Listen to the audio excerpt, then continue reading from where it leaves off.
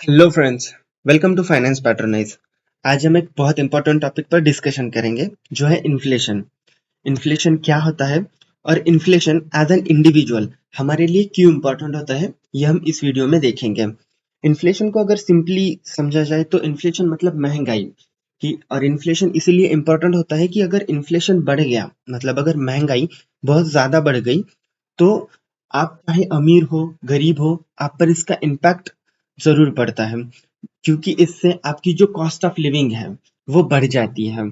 जो भी हमारे लिए गुड्स और सर्विसेज जो हम कंज्यूम करते हैं डेली लाइफ में, उसकी कॉस्ट बढ़ गई तो हम पर इसका असर जरूर पड़ता है। और अगर सेम प्रोपोर्शन में, जिस प्रोपोर्शन में इन्फ्लेशन बढ़ता है उससे सेम या फिर ज्यादा प्रोपोर्शन में अगर हमारी वेजेस, हमारी इनकम नहीं बढ़ती है, तो it is really not a good sign for us. Inflation को हम दो तरीके से समझ सकते हैं। एक, कि विथ टाइम जो गुड्स होते हैं, सर्विसेज होते हैं, मतलब जो भी चीजें हम डेली लाइफ में कंज्यूम करते हैं, उनकी प्राइसेस बढ़ जाती है। और दूसरा, कि जो परचेसिंग पावर ऑफ मनी है, पैसों की जो परचेसिंग पावर है वो कम हो जाती है। इसको हम अगर और डिटेल में समझे तो पहले हम ये समझते हैं कि प्राइस लेवल बढ़ जाती है, कि जो भी गुड्स और सर्विसेज होती है उसकी विथ टाइम इन्फ्लेशन की वजह से प्राइस बढ़ जाती है। इसको हम और डिटेल में अगर समझे तो पहले हम इस पे बात करते हैं कि विद टाइम जो गुड्स और सर्विसेज है उनकी प्राइस बढ़ जाती है। वो एक एग्जांपल के हिसाब से समझते हैं। ये कुछ एग्जांपल्स हैं जिसमें 1 लीटर मिल्क खरीदने के लिए 1915 में जो अमाउंट मुझे पे करनी पड़ती थी वो थी 0.14 रुपीज।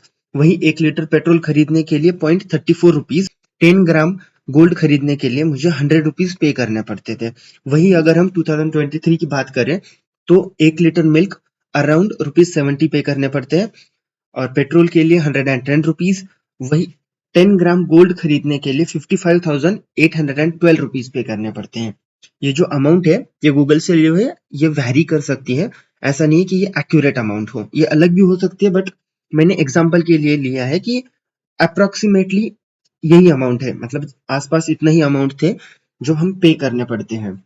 तो विथ टाइम जैसे 1950s में जो अमाउंट थी वो बहुत कम थी, और उसके कंपैरिजन में आज 23 में अमाउंट है हमें बहुत ज्यादा पे करनी पड़ती है। मतलब जो कमोडिटीज थी, 1 लीटर मिल्क, पेट्रोल या फिर कोई भी चीज जो हमारी डेली लाइफ में हम यूज करते हैं, उसकी प्राइस जो है वो बहुत ज्यादा बढ़ गई है। और ये हम डेली लाइफ में भी हम इसे समझ सकते हैं और बहुत अच्छे से रिलेट भी कर सकते हैं। आजकल महंगाई है जो बहुत ज्यादा बढ़ गई है।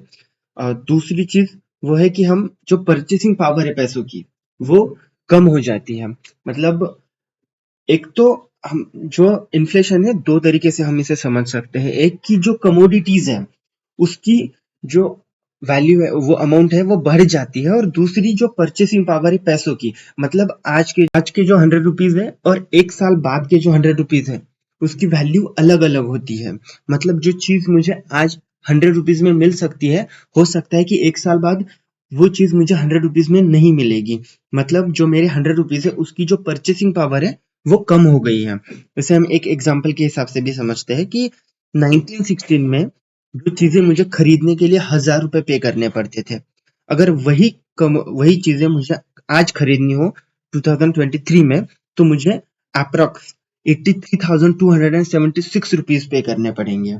तो विद टाइम जो पैसे हैं उसकी वैल्यू कम हो गई, मतलब मुझे वही चीजें खरीदने के लिए ज्यादा पैसे पे करने पड़ते थे। पहले जो 1,000 रुपए में मिलती थी वो चीजें खरीदने के लिए मुझे ज्यादा पैसे पे करने पड़ते थे। मतलब जो पैसों की वैल्यू है वो कम हो गई है। इसे अगर हम समझ रहे हैं तो और एक एग्जांपल के हिसाब से समझने की कोशिश करते हैं कि सपोजिंगली ऐसा कंसिडर करते हैं, ईयर 2000 में 1 केजी राइस के अगर तुम्हें चाहिए बार्टर सिस्टम के हिसाब से, तो मुझे 1 केजी वीट देना पड़ता है इन रिटर्न में। मतलब 1 किलो राइस के अगेंस्ट 1 किलो वीट। और वही 2023 में अगर बात करें तो किसी भी कारण से कि मे बी वीट का प्रोडक्शन बहुत ज्यादा हो गया, राइस का प्रोडक्शन नहीं हो रहा है, तो वीट जो मुझे 2000 में भी 1 केजी ही मिल रहा है, 2023 में ही 1 केजी मिल रहा है, बट 2000 में उससे लेने के लिए मुझे 1 किलो गेहूं देना पड़ता था। बट 2023 में अगर मुझे 1 किलो राइस चाहिए तो उसके लिए मुझे 3 किलो व्हीट देना पड़ता है। तो ये राइस जो है वो तो सेम है, मतलब पहले भी मुझे 1 किलो ही मिलता था, आज भी 1 किलो मिल रहा है, बट जो व्हीट है वो बहुत ज्यादा प्रोड्यूस हो गया या फिर उसकी जो वैल्यू है वो कम हो गई। गेहूं हर किसी के पास अवेलेबल है, इसीलिए किसी को नहीं चाहिए, तो ऐसा भी हो सकता है। तो इसीलिए उसकी जो प्राइस है, उसकी जो वैल्यू है वो कम हो गई है, और मुझे उसे अब 3 किलो पे करना पड़ता है 1 किलो राइस लेने के लिए। तो सेम चीज है, मुझे 2000 में भी पेट्रोल 1 लीटर ही मिलता था और 2023 में भी 1 लीटर ही मिलता था, बट उसके लिए मुझे 2000 में 50 रुपीज पे करने पड़ते हैं, और आज मुझे उसे 110 रुपीज पे करने पड़ते थे। मतलब मेरी जो पैसों की प्राइस है वो कम हो गई, जो वैल्यू है उसकी वो कम हो गई। अभी तक हमने ये समझा है कि इन्फ्लेशन मतलब होता क्या है, और जिसे हम दो तरीके से डिफाइन कर सकते हैं। एक, कि जो कमोडिटीज है उनकी प्राइस बढ़ जाती है, और दूसरा जो परचेसिंग पावर है, और पैसे की जो परचेसिंग पावर है वो कम हो जाती है। अब हमने जैसे बात की थी कि इन्फ्लेशन मतलब महंगाई होती है, और महंगाई जैसे बढ़ जाती है वैसे आपकी जो कॉस्ट ऑफ लिविंग है वो बढ़ जाती है। हम कॉस्ट ऑफ लिविंग को एक एग्जांपल के हिसाब से समझते हैं कि एक मिस्टर सपोजिंग एक मिस्टर एक्स है, जिनको उनको जो डेली खर्चे हैं एक महीने के, वो 2022 में ग्रोसरी के लिए 7,000 रुपीज, रेंट के लिए 5,000 रुपीज, और पेट्रोल के लिए 5,000, और मिसलेनियस जो भी एक्सपेंसेस है उसके लिए 5,000 रुपीज, मतलब टोटल उसका एक उनका एक महीने का जो खर्चा है वो 22,000 रुपीज होता है। और अगर इन्फ्लेशन बढ़ गया तो हर एक चीज की प्राइस बढ़ जाएगी। ग्रोसरी, रेंट, पेट्रोल, हर किसी की जो प्राइस है वो बढ़ गई, और 7,500 रुपीज ग्रोसरी के लिए, रेंट के लिए 5,500 रुपीज, मिसलेनियस एक्सपेंसेस 5,500 रुपीज, और पेट्रोल 5,500 रुपीज। तो अगर हर एक कमोडिटीज की प्राइस बढ़ गई तो उनका जो टोटल एक्सपेंस था, जो कि 2022 में 22,000 रुपए था, और 2023 में वो 24,000 रुपए, मतलब ज्यादा पैसे, उनकी जो कॉस्ट ऑफ लिविंग है, सर्वाइवल के लिए जो कॉस्ट उनको लगती है वो कॉस्ट बढ़ गई है।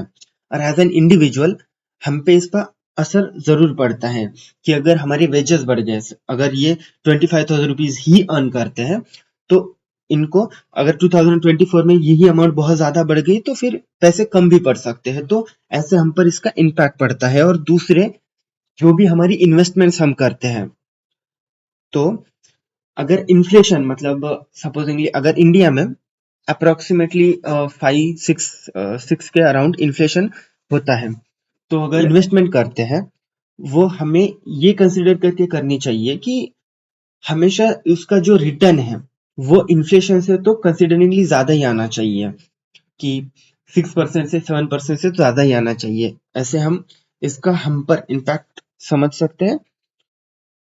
Thanks for watching the video friends. अगर आपको वीडियो अच्छी लगी हो तो कमेंट सेक्शन में प्लीज़ बता दीजिए, और वीडियो को लाइक कर दीजिए।